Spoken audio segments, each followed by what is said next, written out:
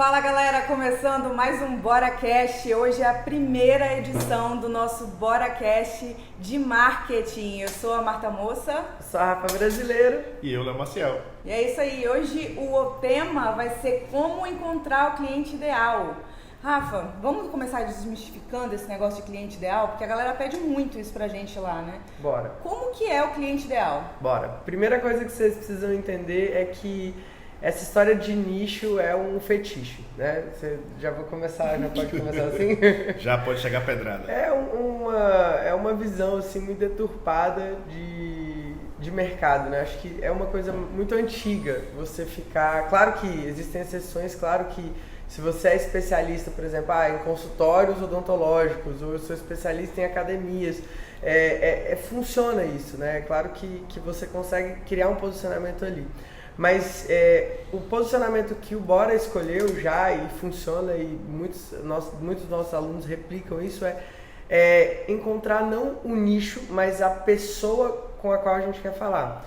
E muito do cliente ideal começa aí, na sua identificação de quem é a pessoa com quem você quer lidar, com quem você quer trabalhar. Certa vez eu ouvi uma palestra, né, uma pessoa disse assim: cara, a melhor coisa é você poder escolher os clientes que você quer lidar e trabalhar com aqueles clientes que você confiaria deixar os seus filhos. E aquilo ali se tornou um objetivo, né, pra gente, de encontrar pessoas que sejam os nossos clientes, que cada vez mais são pessoas confiáveis, são pessoas que, no final das contas, como o Alex gosta de dizer, né, cara, eu foco em me tornar amigo dos meus clientes. Mas por que isso acontece? Por que a gente acaba se tornando amigos dos clientes?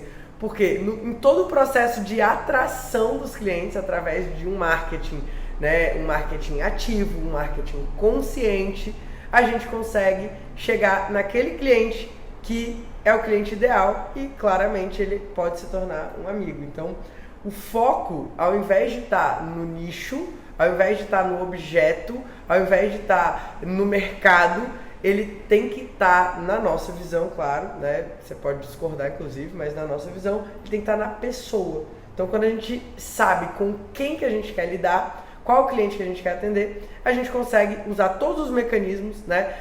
Trabalhar o nosso marketing para que mais desse tipo de pessoa, ou seja, o cliente ideal, chegue pra gente.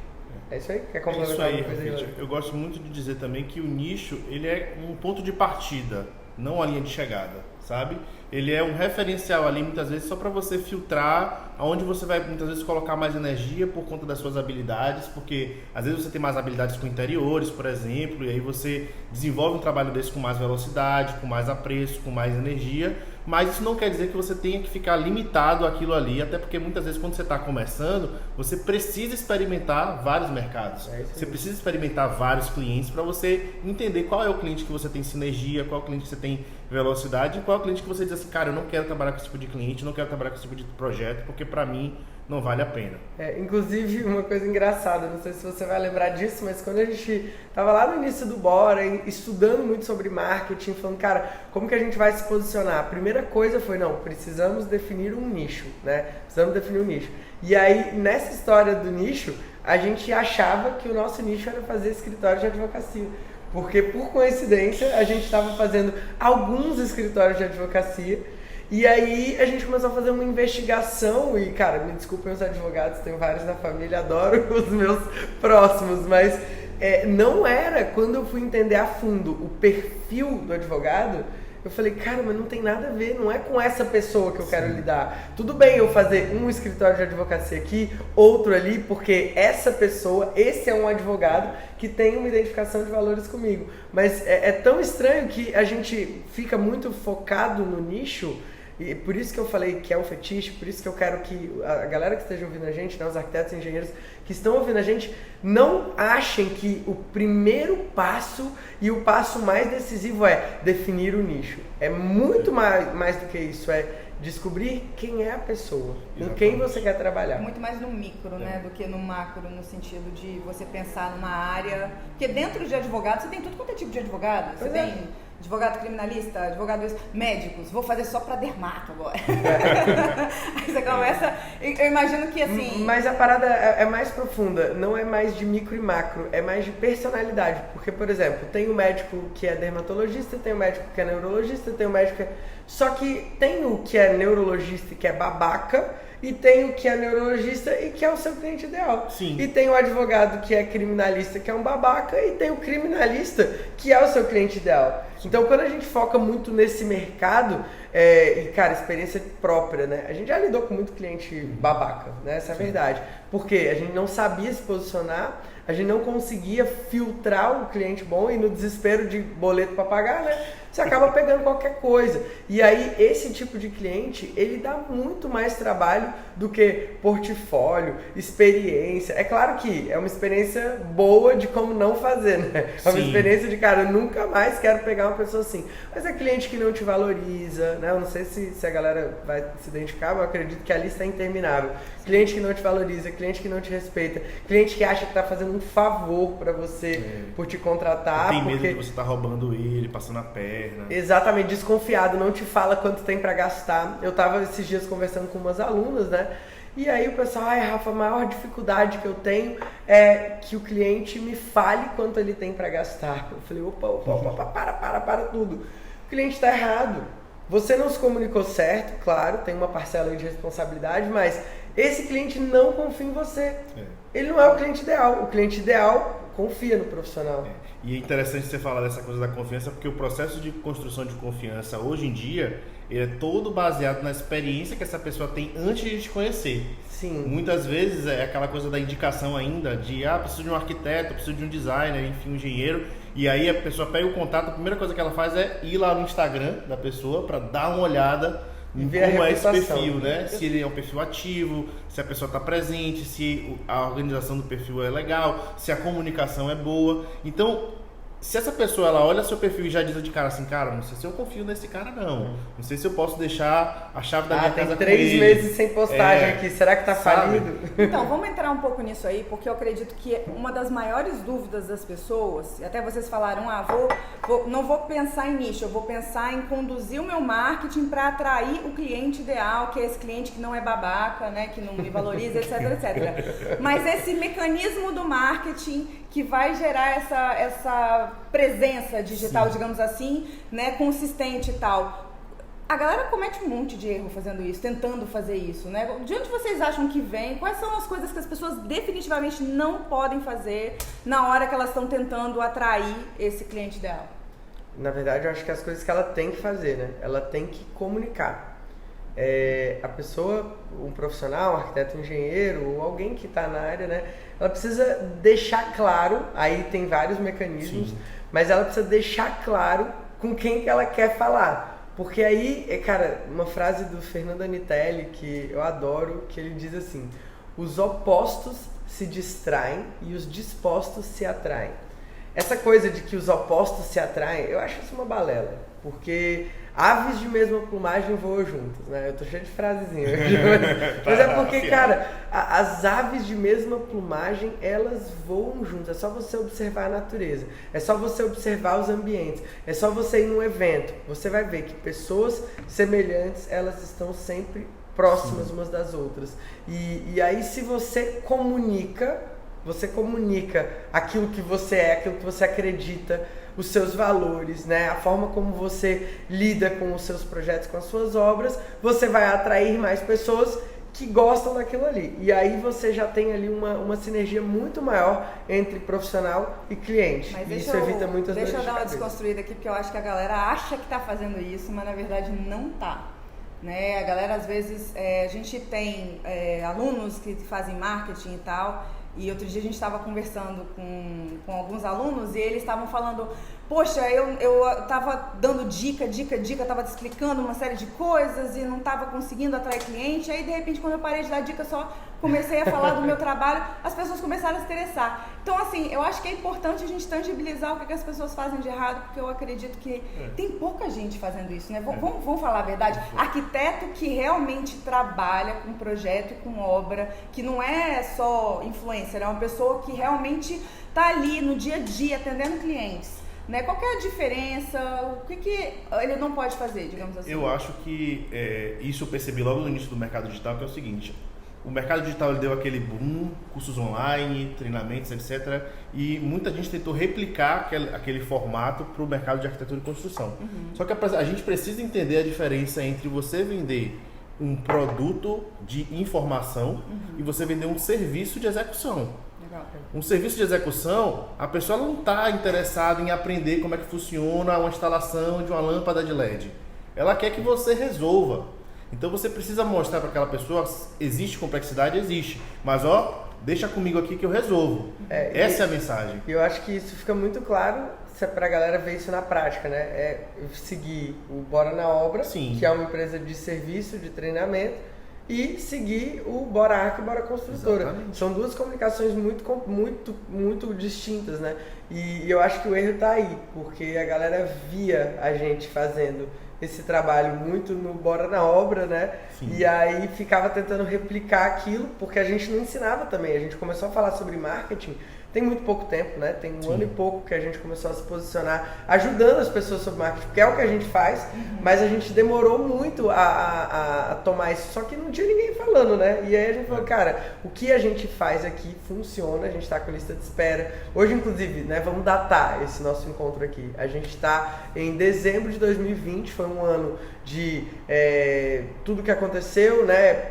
Covid e quarentena, isolamento e muitas empresas fechando, e a gente está com a agenda fechada desde final de setembro para início de outubro, e a gente só vai conseguir atender os clientes agora em fila já para janeiro. E isso só aconteceu porque existe uma produção de marketing intencional que atrai o cliente certo. E a gente estava aqui no Rio, né? Mais ainda para contextualizar o que a gente está vivendo aqui. E a gente veio para a execução da obra do Ítalo Marcilli para fotografar também o apartamento do Vinagre, que é um apartamento que a gente fez aqui já tem uns 2 anos e a gente ainda não tinha fotografado. E aí a gente estava conversando sobre isso, porque ele deu um depoimento pra gente e o Léo me chamou a atenção. Falou, cara, tu ouviu o que ele falou? Que ele confiou, eles confiam 100% em vocês, né? Foi mais ou menos esse contexto, né? Fala um pouquinho sobre aquilo. Foi bem legal. Ele mandou um áudio falando que tinha visitado a obra pela primeira vez, e a gente você ficou impressionado com aquele áudio, né? Aí, tô visitando a obra pela primeira vez, estou super tranquilo porque tá tudo funcionando, os projetos estão na parede, a obra tá limpa, tá tudo organizado. E aí a gente entra nessa história do cliente ideal. Porque tem cliente que vai comprar custo-benefício. Tem cliente que vai comprar comodidade. Tem cliente que vai comprar segurança. Tem cliente que vai comprar status. Então você chega, por exemplo, você quer atrair um cliente que, sei lá, é um barroco. É aquele cara que quer fazer a fachada mais bonita do condomínio. Não adianta você ficar falando com ele ou comunicando no seu Instagram, em qualquer lugar que você queira, sobre custo-benefício. Esse cara não está preocupado com custo-benefício. Ele quer ter o arquiteto que vai fazer a casa mais bonita do condomínio. Então sabe? Tem que ter um alinhamento aí entre Claro. além dessa coisa de ter o cliente legal, o cliente valoriza e tal, tem que ter o cliente que, bom, se eu estou oferecendo custo-benefício, então eu vou comunicar custo-benefício, eu vou atrair custo-benefício. Se eu sou uma pessoa, como é o Bora, assim, os clientes ficam tão tranquilos, a gente morre de rir, porque eles acabam engravidando no meio da obra. A gente tem vários, a gente começou a fazer... Aumenta a fertilidade. Aumenta a fertilidade, os babies, Bora, né, que a gente coloca lá, porque isso foi obra de fulano, porque, cara, os caras ficam tão tranquilos que eles engravidam. E aí, no meio da obra, é uma loucura. Tem que fazer quartinho de bebê, onde era escritório. Acho que foram 6 ou 7 já nos últimos 2 anos que aconteceu isso. Mas isso cara, porque realmente a gente vende essa comodidade. Exato. A gente vende essa transparência. E o Arno, que é o sócio do Ítalo, ele comentou isso no vídeo, né? Ele falou, cara, simplesmente a gente fecha os olhos e a gente confia porque a gente sabe que eles vão entregar o melhor, a gente sabe que eles vão ser éticos, que eles não vão passar a perna na gente, que eles vão fazer aquilo que precisa ser feito. Não vai empurrar as coisas. É muito bizarro. E isso tá na comunicação. Tá na comunicação. De todo o processo, desde o nosso marketing mais aberto, né, até o nosso momento de fechamento de proposta. Explicar que o a gente serviço, explica o serviço falando sobre isso. Entender os valores, os interesses do cliente, as necessidades dele. Porque se você não consegue conectar ele logo de cara com esses elementos principais, né? Poxa, eu valorizo isso. Cara, o cliente ele não vai conectar com você. O Arno é o cara que está buscando comodidade. E segurança é a garantia de que eu vou entregar essa obra aqui na mão do Bora na Obra, eles vão resolver tudo pra mim e eu vou chegar aqui, vou ter que vir 1 ou 2 vezes, mas eu não vou ter que me preocupar com isso, sabe? Eu também sou o cara da comodidade, eu prefiro pagar pra alguém resolver alguma coisa pra mim, pra não ter que ficar me preocupando. Então, as pessoas erram muito em posicionamento, eu acho. Se tem um erro que eu posso dizer, é posicionamento. E além de esse posicionamento aí, além de você conseguir explicar o que você faz, como que o cara tem certeza? Como é que o cara vai chegar num perfil seu ou num site seu e ele vai ter a certeza de que realmente você faz aquilo que você prega? O que na verdade as pessoas precisam estar publicando para conseguir esse efeito? Eu acho que antes da gente falar de conteúdo, vamos esclarecer o que é posicionamento, porque o posicionamento é uma coisa que você falou, eu falei, mas não necessariamente todo mundo entende o que é. Sim. Né? O posicionamento, ele é muito de como o interlocutor, né, a outra pessoa, te percebe, mesmo que você não tenha que falar nada. Exatamente. Mesmo que você não tenha que dizer assim, olha, eu sou a Rafa do Bora, eu sou arquiteta, eu faço isso, porque eu sou isso, porque eu sou aquilo. Cara, é sem você dizer como que as pessoas te percebem, né? Então, acho que é um conceito que precisa estar bem sedimentado aí pra galera. É um conjunto de elementos, na verdade, principalmente visuais e auditivos. A forma como você fala, a forma como você se porta nos lugares, a roupa que você veste, a forma como você comunica no Instagram. Para quem você comunica também no Instagram, conta muito, né? Com quem que você está lidando, quem são os seus clientes? clientes? Quem são as pessoas que estão ao seu redor, quais são os lugares que você frequenta, quais são as marcas que você recomenda. Tudo isso vai fazendo com que a pessoa, porque todo esse processo de contratação ele é baseado 88%, digamos assim, em similaridade. Impressão, né? Similaridade. A impressão que a pessoa tá tendo de você. Aquela história, eu gosto de trazer o exemplo lá da Bahia de festa com gente bonita, né? Você vai numa festa, você chega lá na festa e aí você pergunta, e aí como foi a festa? Ah, foi horrível, só tinha gente feia. Qual é o critério da pessoa? A pessoa, ela se acha bonita e ela chega numa festa que tem um monte de gente feia, ela fala, essa festa não é pra mim. Tem gente diferente dela, né? Agora se ela chega na festa, não, a festa foi ótima, só tinha gente bonita, gente top, é o quê? Ela se identificou com quem tava lá, fazia parte do lugar. E o cliente ele vai olhar isso, ele vai olhar e vai dizer, essa pessoa pertence ao meu meio, eu vou conseguir dialogar com ela por muito tempo, porque a gente vê aqui a Rafa, né? Mensagem, WhatsApp, telefone, visita, e-mail, e você tem que estar disposto a conviver com essa pessoa por muito tempo. Se você não conecta com ela, ou seja, se ela não está posicionada de igual para você, você vai ter aquela coisa assim, não sei se ele é a melhor pessoa para trabalhar. Falando de igual para igual, seus clientes são bem parecidos com vocês, né? Assim, o jeito, o fato de ter filho, o jeito família, eu acho que acaba... Mesmo os que não têm filho. Esses dias a gente estava aqui jantando com a Júlia, né, uma cliente nossa lá de São Paulo, e cara, coincidência da vida, ela olhou e falou assim... o seu anel é igual o meu. Olha isso, cara. O nosso anel é o mesmo. Sério? Isso aqui é o mesmo. Ela usa esse anel, que é o mesmo anel que eu uso, e a mãe dela que deu, e foi a minha mãe que deu. Caramba. É um anel que tem Pai Nosso. Cara, impressionante. A gente ficou assim, cara, e é muito louco, né? As conversas são muito... são pessoas que no final das contas se tornam amigos. Então, essa semana a gente tá aqui no Rio, né? Nós somos de Brasília, mas, cara, aqui no Rio, ontem a gente saiu para jantar com a família de uns clientes. No sábado a gente fomos convidados, acabamos não indo mais para o aniversário de filhos de clientes daqui. A gente jantou na sexta-feira com o cliente. Por quê? Porque são pessoas que, cara, é bom de conviver. Olha que maravilhoso você poder, eu sei que isso é distante para alguns, né? A galera que tá trabalhando aí com aqueles clientes chave de cadeia, com aqueles clientes que são, caraca, eu sei o que é isso, eu sei o que é isso, sabe? Eu lembro da sensação que foi demitir o meu primeiro cliente. Foi como se eu tivesse tirado um piano das costas. Eu chegava numa reunião para apresentar o projeto e o cliente já estava devendo a gente assim, ó, há meses. Eu lembro que era uma parcela de 5.100 e poucos reais e a gente parcelou acho que em 5 ou 6 vezes. E eu lembro que todas as vezes que a gente chegava para apresentar o projeto, ele tratava como se... Ele ainda falava assim, vocês sabem que vocês estão tendo uma chance muito grande, né? Porque eu poderia ter contratado fulano, ciclano, beltrano.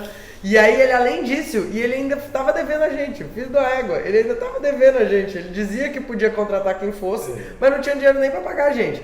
E, cara, ele ficava assim, gente, olha, é que esse mês eu não vou conseguir pagar vocês porque só tem 700 e poucos mil na minha conta. Cara, e na época, assim, esses 5 mil era o dinheiro que eu tinha pra sobreviver. E ele jogava na nossa cara que ele não ia pagar a gente porque não era uma questão questão de prioridade. Não era prioridade. Mas a culpa, hoje, eu tenho. Na época, eu falei, porque, meu Deus, eu sofria. E por que esse cara faz isso com a gente? Chorava. E o Alex falava, calma, vai passar, né? Aquela coisa. Eu sou pisciano, então. Hoje em dia eu tenho plena consciência. A responsabilidade era nossa. Sim. Total nossa. A gente não sabia fazer marketing, a gente atraiu o cliente errado, a gente fechava o cliente errado. E a gente queria o quê? Que o cara, de repente, é igual namoro. Ó, eu vejo muita gente. Namora a vida inteira. O namoro é uma guerra. A pessoa, um não respeita o outro. Tira porrada e bomba. Acha que depois que casar vai resolver tudo. Isso não existe. Se o cliente não é bom antes de fechar o contrato, ele não vai ser um bom cliente. Simples assim. E eu acho que tem um pouco também da própria pessoa que está ali, ou arquiteto, ou engenheiro, não se valorizar, né? As pessoas ficam querendo do mercado, mas no fundo, elas têm dentro delas um negócio de que ela tem que ficar aceitando esse tipo de coisa. Por falta de perspectiva, muitas vezes. A pessoa ela não tem as ferramentas de marketing para poder atrair o tipo de cliente que ela deseja. Ela acha isso tão distante, tipo assim, ela olha assim, não, isso é só pra Rafa, isso é só pro Bora, eu não vou conseguir, eu Mas sou um dentro da peixe realidade pequeno. dela, né? Ela olha pros amigos, ela olha pras outras pessoas. O que a gente... Eu, pelo menos, assim, já fui arquiteta um dia, já, né? E em todas as rodas, o que eu ficava ouvindo era, nosso mercado tá muito ruim. Você viu fulano? Fechou por um preço de banana. É por isso que a gente não consegue sobreviver, porque fulano tá fazendo aquilo, porque ciclano tá fazendo aquilo. A pessoa olha ali dentro da caixinha dela e ela não vê perspectiva. E uma das coisas que você falou lá no início, né, desse nosso papo aqui hoje foi: você precisa estar, né, com quem... Como é que é o negócio das águias? Aves de mesma plumagem. Aves de mesma plumagem voam juntas. Então, às vezes uma mudança, né, de ambiente e profissional mesmo, não tô falando que você precisa mudar, às vezes é olhar, às vezes é ver que tem outras pessoas, pô, tem gente que tá fazendo sucesso, ou não é? Tem gente que tá fazendo sucesso, então vou atrás dessas pessoas. Se questionar. Eu acho que é sair da posição de terceirização, de vítima, de não, a culpa é do mercado, a culpa é da loja, a culpa é do pedreiro, a culpa é do cliente, e se questionar, poxa, mas por que fulano está tendo resultado? O que é que ele está fazendo de diferente? Ou com quem que ele está andando? Quais são as fontes dele? Eu acho que tem que ter esse ponto de virada, sabe? É que tem gente que não quer pagar o preço, né? Sim. Por exemplo, na minha visão, só existe um caminho. É produção de conteúdo. Marketing de conteúdo. Eu acho que para você se posicionar, para você atrair o cliente ideal, para você conseguir tudo isso que a gente falou, você precisa se posicionar através do quê? Marketing. Sim. De conteúdo, produzindo conteúdo, aparecendo, seja no Instagram, seja no YouTube. A gente, né, depois pode comentar um pouco mais nos próximos episódios sobre as outras redes sociais, como que você pode usar cada uma delas, mas você precisa se posicionar. Só que tem gente que não quer pagar o preço. Como o Alex sempre diz, né? Tem gente que quer o sucesso, mas não quer fazer o que é preciso para alcançar o sucesso. Sim. A pessoa só quer sentar do lado dos clientes que a gente está sentando. Mas, né, como você diz, né, Leozinho? Quem vê close não vê corre. Cara, pra gente atingir esse tipo de cliente, para os nossos clientes hoje serem pessoas que, celebridades, né? Pessoas que têm aí 1 milhão de seguidores, 500 mil seguidores, 100 mil seguidores. E são pessoas que pagam a gente, né? Não é a gente tá ali fazendo... Não é público, não. São pessoas... Exatamente. São clientes mesmo, né? A gente, pra chegar até aqui, teve um chão, teve uma estrada, teve uma construção de autoridade, teve uma produção de conteúdo dia sim, dia também. Não existe essa coisa de, nossa, mas eu tô cansado, mas eu tenho vergonha de me expor, mas eu não sei o quê. Inclusive, se você tá assistindo, né, comenta aí, independente de onde você tá, se você tá lembrando que esse episódio, ele fica disponível pra galera do Bora Play, né, só pra quem é assinante do Bora Play, fica lá com material de apoio e tudo mais. Então comenta aqui embaixo, né, pra gente saber o que é que te impede hoje, por exemplo, de fazer conteúdo. Porque eu vejo muita gente, eu tô com vergonha de aparecer. Agora, vergonha de dever não tá, né? Vergonha de pagar conta, de não ter dinheiro para pagar conta, de não conseguir... Porque não tem outro caminho. Não existe outro caminho. É dolorido? É dolorido. Eu, por exemplo, tinha muita dificuldade em gravar vídeo, muita dificuldade. Se você for assistir os meus primeiros vídeos, né, no YouTube, na época a gente usava Snapchat, isso 2014, 2015, Snapchat, depois veio o Instagram, e desde então eu nunca parei. Eu e o Alex, todos os dias, dia santo, dia sim, dia não, dia sim também, todo santo dia, não existe isso de você não produzir conteúdo, e vai ficando menos dolorido, né, em alguns momentos é muito cansativo. Eu lembro que quando meu segundo filho nasceu, eu tava respondendo caixinha de pergunta lá da mesa do hospital, porque, cara, o moleque tava dormindo, eu sou muito da teoria que cabeça vazia é a oficina do diabo. Cabeça vazia é a oficina do diabo. Então eu uso o meu tempo livre em alguns momentos. É óbvio que eu tenho meu momento de lazer. É óbvio que eu tô aqui, por exemplo, tô no Rio de Janeiro, tô trabalhando, mas tava na praia. Mas eu uso qualquer tempo que eu posso para construir o meu posicionamento, para fazer marketing. E isso se tornou natural, isso não dói mais. Isso não é algo que eu faço sofrendo. Num primeiro momento, eu recebi muitas mensagenzinhas, né? Como diz o Ícaro, né? O Ícaro fala que é o passivo, como é que é? O passivo, esqueci o nomezinho que ele usa, mas ele fala que são seus amigos que vão dizer assim, blogueirinho, hein? Sim. Nossa, tá ganhando dinheiro com isso? Nossa, mas pra que tanta exposição? Ai, mas precisa disso? E cara, você vai ouvir isso, vai entrar por um ouvido e vai sair pelo outro, porque justamente essas pessoas que vão te dar tapinha nas costas quando você tiver resultado e vão te pedir opinião, vão te pedir ajuda e tá tudo certo, né? Hoje em dia a gente tem centenas de casos como esse, de pessoas que eram as mais julgadoras, inclusive tem gente que assume, tem gente que chega pra gente e fala, cara, desculpa, eu julguei, eu vi vocês e eu falava, pra que isso? Que papelão que a Rafa e o Alex estão se prestando. E hoje, né, vocês estão aí colhendo os frutos disso, tendo uma vida próspera, tendo uma empresa. Hoje a gente tem mais de 30 colaboradores, atuamos com projetos, atuamos com obras, atendemos clientes no Brasil e no mundo. A gente tem cliente em Portugal, a gente tem alunos no mundo inteiro. E isso só foi possível graças a marketing de conteúdo. Sim. Então acho que pra gente trazer assim muita ênfase pra isso. Aí a gente entra na sua pergunta anterior, que é o que fazer, né, Léo? Você pode falar um pouquinho sobre isso? Só um adendo aí, fazendo um link entre conteúdo e posicionamento. O conteúdo constante, ele é o melhor posicionamento. Porque o primeiro critério da internet é todo mundo não é confiável até que se prove o contrário. Desde que a internet surgiu. E aí surgiu aquelas histórias de invasão de e-mail, de a pessoa comprar uma coisa no Mercado Livre e não entregar, de a pessoa contratar um profissional e ele sumir. Então como é que uma pessoa ela passa um cheque ou deposita um dinheiro na sua conta sem confiar em você? Se ela olha no Instagram todo dia e vê, não, mas a Rafa tá aqui hoje, e amanhã ela tá de novo, e amanhã ela tá de novo. É impossível essa pessoa não confiar, porque ela sabe que você não vai sumir. E se você sumir, o que é que acontece? Os seguidores perguntam, né? Aconteceu alguma coisa? Você tá doente? Porque as pessoas sabem que não é normal. Não é normal. Mas quem, por exemplo, falarem, né? Pessoas que já sumiram da internet por algum período, alguma doença, alguma coisa na família, já aparece já falando, gente, olha, eu vou dizer aqui porque que eu sumi, eu fiquei doente, ou tive uma perda na família. Todo mundo fica preocupado quando você desaparece, na verdade, entendeu? E a pessoa se sente muito próxima, né? Isso. Essa coisa de você estar o tempo inteiro na internet e tal, a pessoa acaba... Eu vejo, por exemplo, quando as pessoas conhecem a Rafa, eu tô sempre do lado dela, e aí a gente encontrou, inclusive, os alunos e tal, eles acabam sentindo como se eles conhecessem você, porque ele estiver todo dia, ele estiver tomando café da manhã. Eles me conhecem, na verdade, né? Eles me conhecem mesmo. É claro que o Instagram é um recorte, né? Sim. Se a gente fizer muitos stories num dia, a gente tá ali mostrando 7 minutos da nossa vida. Sim.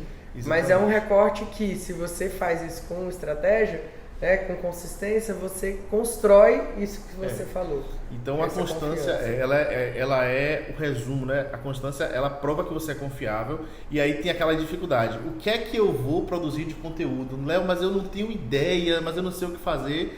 E eu acho que a grande sacada é tudo pode virar conteúdo. Olha que interessante, eu estava correndo aqui na orla agora há pouco, e aí eu parei para tomar água de coco e observei a galera treinando futevôlei.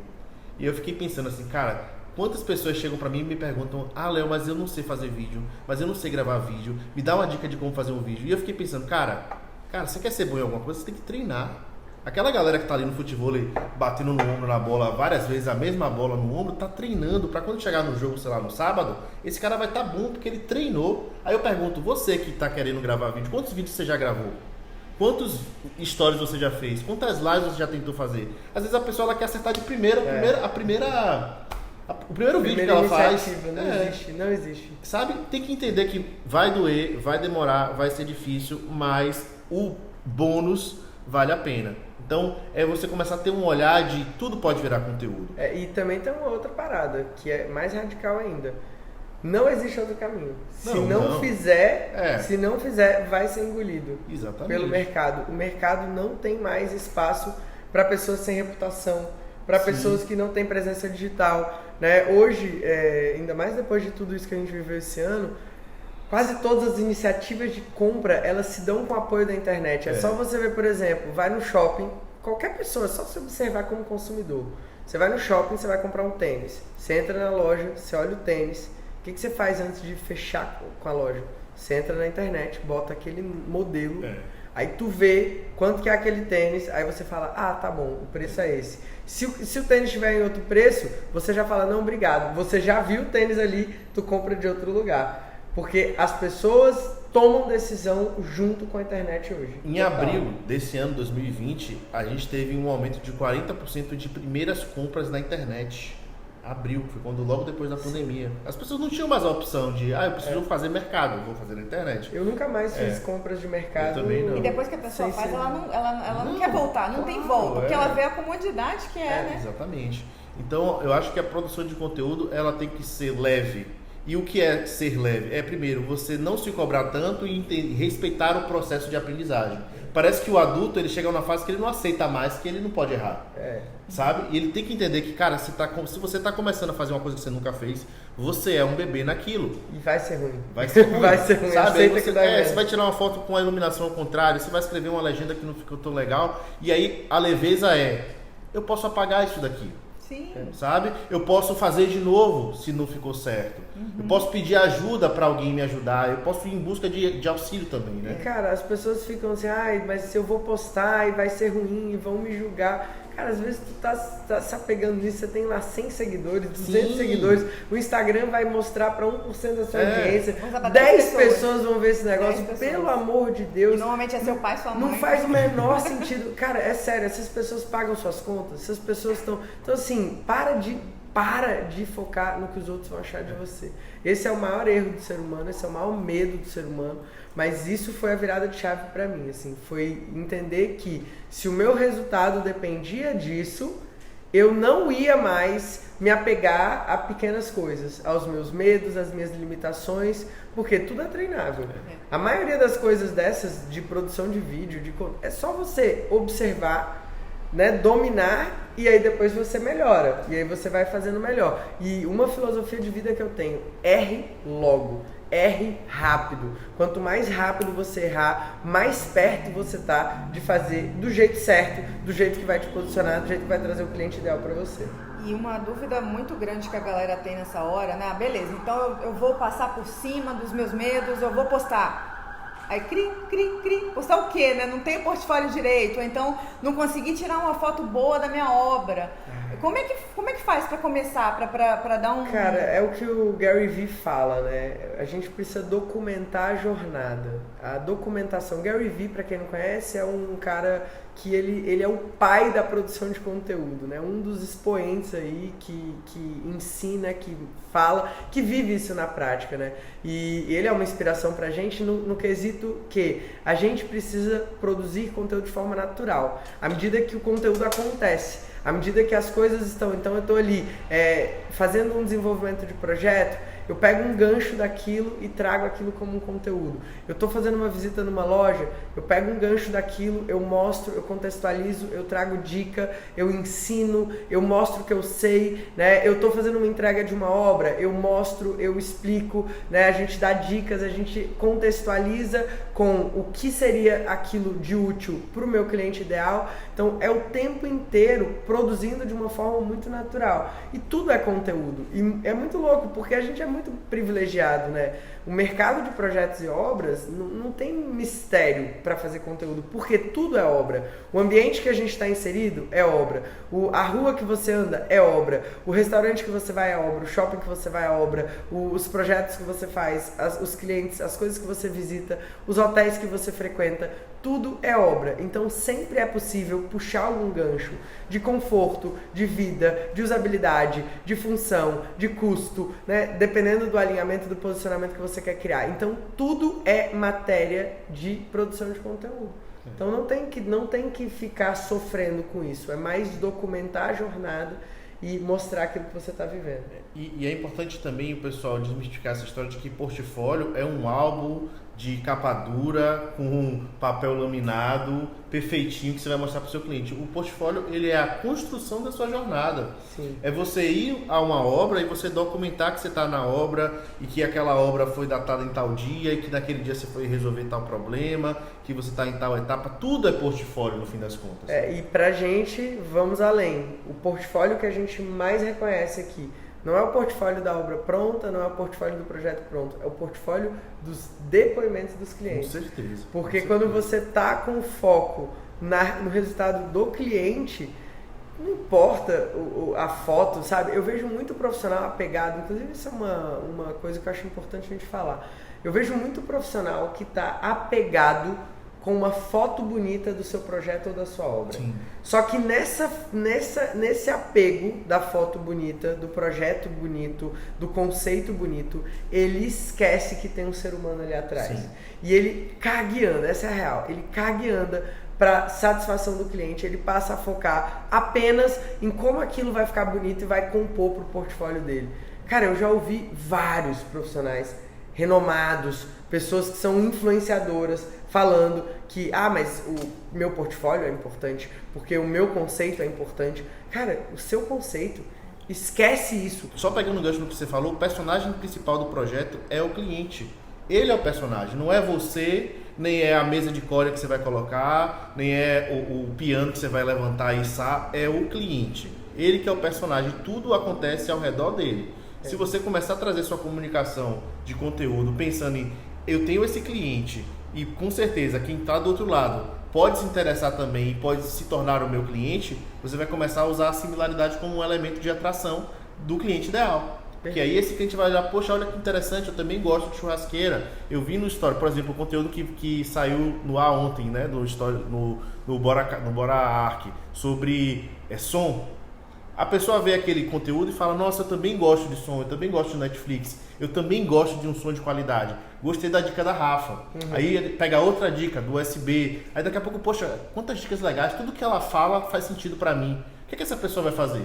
Ela vai procurar um jeito de contratar o Bora. Eu acho interessante que essa forma de produzir conteúdo, sempre focada no cliente, primeiro que eles ficam tão encantados que eles voluntariamente falam muito, né? A gente tem N depoimentos de clientes falando sobre o que aquilo representou.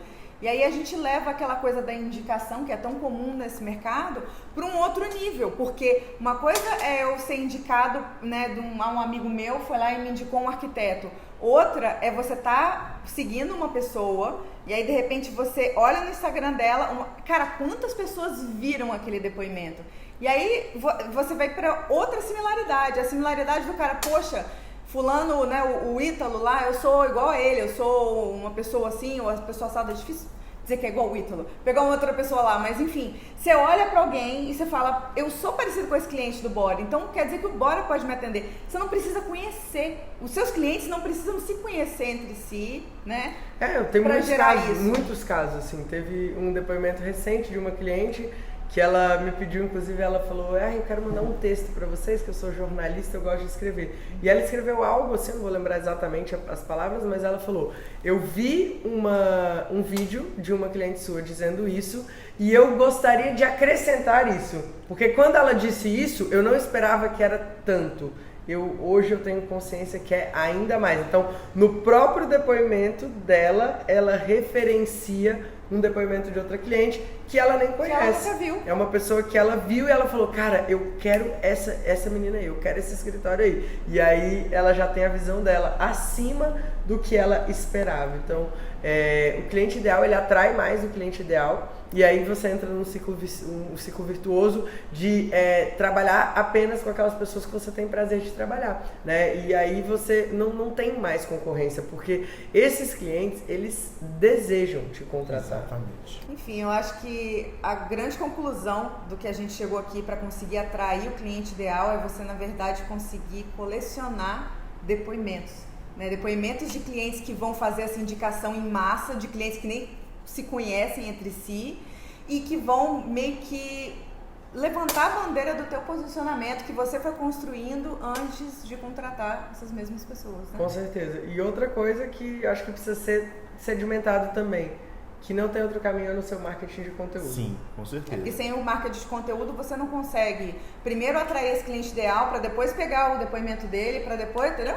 É um ciclo realmente que começa tudo quando a gente toma coragem para agir e errar rápido, né, Rafa? É um conjunto, na verdade, de atração, conexão com o cliente, proporcionar para ele uma experiência bacana e usar essa experiência bacana para que outras pessoas também se conectem com a experiência dele. Então, todo esse cuidado que a gente tem, né, desde o início lá, da pontinha, de atrair esse cara e durante toda a jornada investir dinheiro, tempo e energia, porque tem muita gente que fica, mas dá trabalho fazer foto, mas poxa, trabalho fazer não sei o que, cara, dá trabalho. Mas você tem que pensar, cara, isso daqui é um ativo que eu tenho para 1 ano, 2 anos, 3 anos, 10 anos. O cliente pegar um depoimento e usar o depoimento de outro cliente para complementar e isso vai construindo sua marca no mercado. E aí a gente elimina a concorrência de um jeito totalmente... Não existe mais concorrência, né? Não tem, não existe mais concorrência. E sabe por que também não tem concorrência? Porque se é por similaridade e se as pessoas são, né, únicas, cada uma em si, ela vai se conectar com um e outro vai se conectar com o outro. Então, no final das contas, é meio que assim que meio que a abundância funciona, né? O marketing vai ser só o holofote de mais pessoas alcançando e sendo conectadas, né? Exatamente. É isso aí, gente. Se você está assistindo esse conteúdo no YouTube, eu sinto te dizer, mas esse conteúdo, a gravação dele só vai ficar disponível no BoraPlay. Se você está no BoraPlay, presta atenção que tem aqui uma aba materiais, tá? Tem um material bacana aí para você colocar esse conteúdo em prática. E se inscreve aí no canal para quando a gente mandar outro vídeo desse massa, para você ficar ligado. O YouTube entrega bem melhor do que a gente nos e-mails. Deixa o like também. Se você chegou até aqui, é sinal de que você gostou do conteúdo, que a gente agregou valor para você. Você deixa o like aí também para avisar para o YouTube que esse conteúdo é relevante, que mais pessoas precisam ter acesso a ele. E comenta aqui vamos também, agradecer aos assinantes do BoraPlay que sim, possibilitam esse conteúdo estar aqui de fácil acesso aí para vocês, pelo menos por um tempo. Então, galera que são assinantes do BoraPlay, muito obrigado pela confiança de vocês e a gente se vê no próximo episódio. É isso aí. Deixa pra gente aí também o que você quer que a gente fale no próximo episódio. Esse foi o número 1 do BoraCast de Marketing. Vejo você no próximo.